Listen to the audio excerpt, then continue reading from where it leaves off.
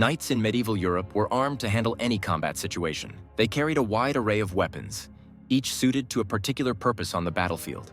From thunderous cavalry charges to close-quarters duels, a knight's arsenal covered every range of combat. Swords. The sword was the classic weapon of the medieval knight. Knights regarded their swords as symbols of status and skill. In battle, a sword was extremely versatile.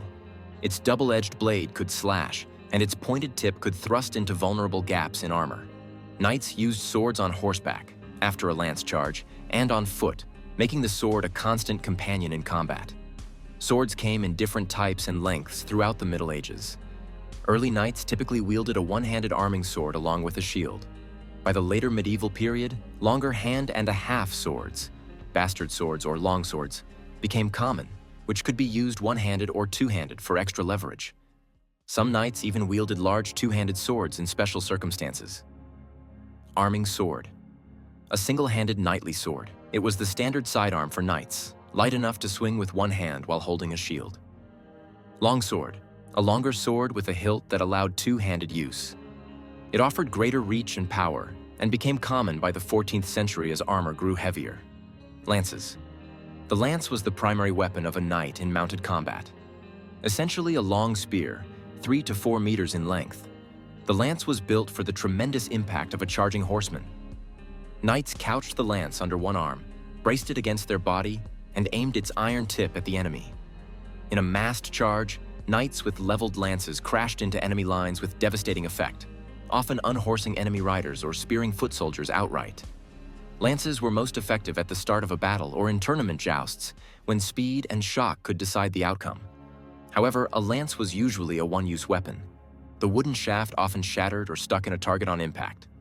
After a charge, or once his lance broke, a knight would drop it and draw his sword or another weapon to continue the fight.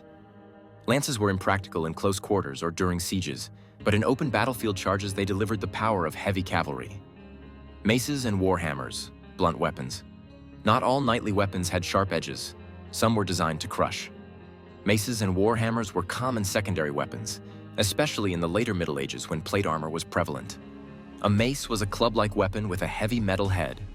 When swung, it delivered a heavy blow capable of denting armor and breaking bones.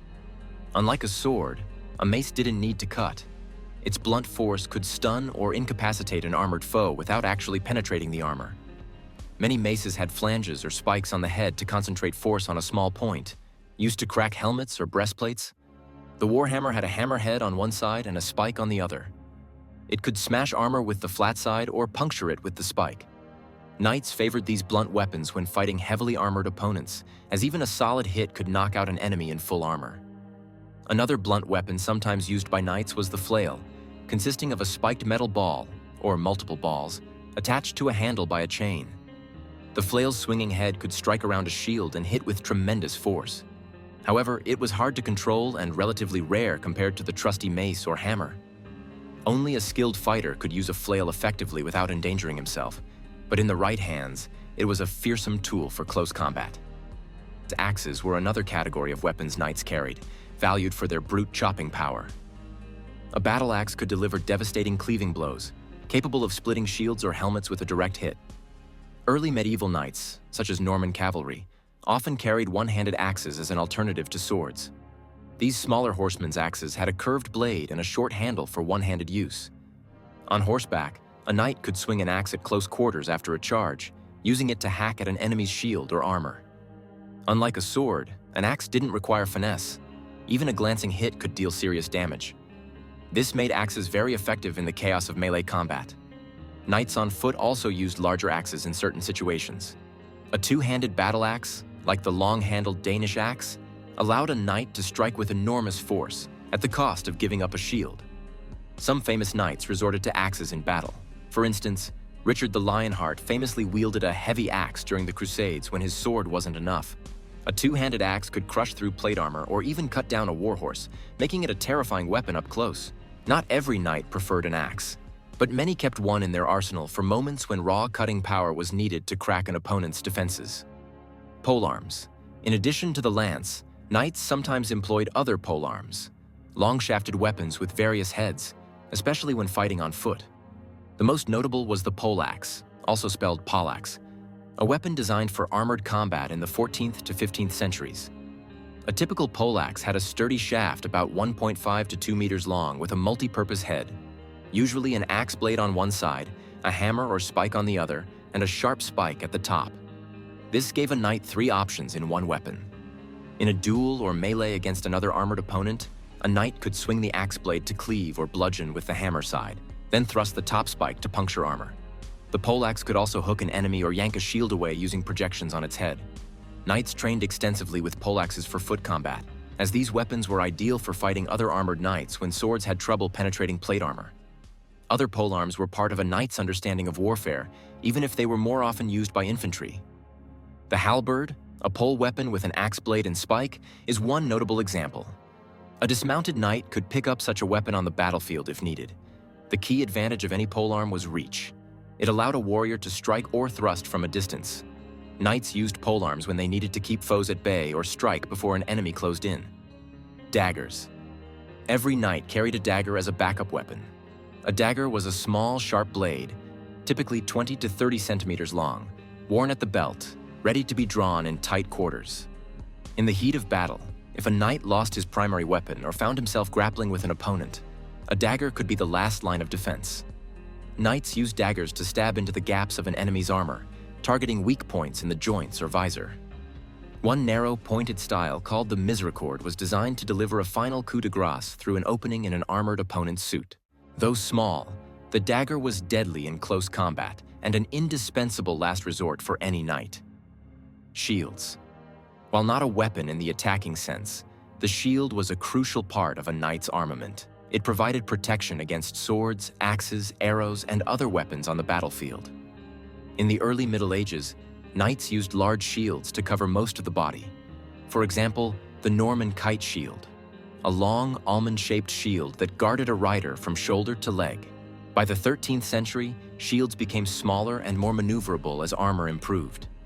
The classic heater shield was a flat, triangular shield, named because it resembled a clothes iron, that was easier to handle on horseback and on foot. Knights strapped a shield to their left arm to block or deflect incoming blows. In a charge, a well-positioned shield could deflect an opponent's lance. Against archery, a raised shield could catch arrows that might otherwise be lethal. A shield also had some offensive uses. A knight could also bash an enemy with the shield's rim or metal boss to stun or push them back. Shields also displayed a knight's coat of arms, identifying him in battle or tournament. In the late Middle Ages, as knights wore full plate armor, shields became less critical. Knights fighting on foot with two-handed weapons often set shields aside. Even so, many knights still carried shields for extra protection, especially against arrows. Throughout the medieval era, the shield remained a core element of a knight's defense. Ranged weapons. Though knights are best known for close combat, they were not without ranged options. The most common was the crossbow, used especially in sieges or castle defenses. From atop a wall or behind cover, a knight could shoot bolts at enemies from a safe distance. Crossbows were powerful enough to pierce armor and required far less training than longbows. A knight on foot might fire a crossbow at oncoming foes before the melee began. Regular bows were rarely used by knights, since archery was typically left to professional bowmen. Still, Norman knights in the 11th century sometimes cast javelins at the enemy before charging. Knights often trained by hunting with bows, so they understood archery even if they rarely used bows in war. Overall, ranged weapons were only a supplement to a knight's skill set. A medieval knight's arsenal was diverse, allowing him to engage foes in any situation. From the lance that could fell an enemy in one thunderous charge, to the sword at his side for a prolonged fight, and even the humble dagger for desperate moments, every weapon had its purpose. Knights trained to use each of these arms effectively, combining them with the protection of armor and shield. This combination of weaponry and skill made the knight one of the most formidable warriors of his time, prepared for combat at any range, whether on horseback or on foot against any opponent.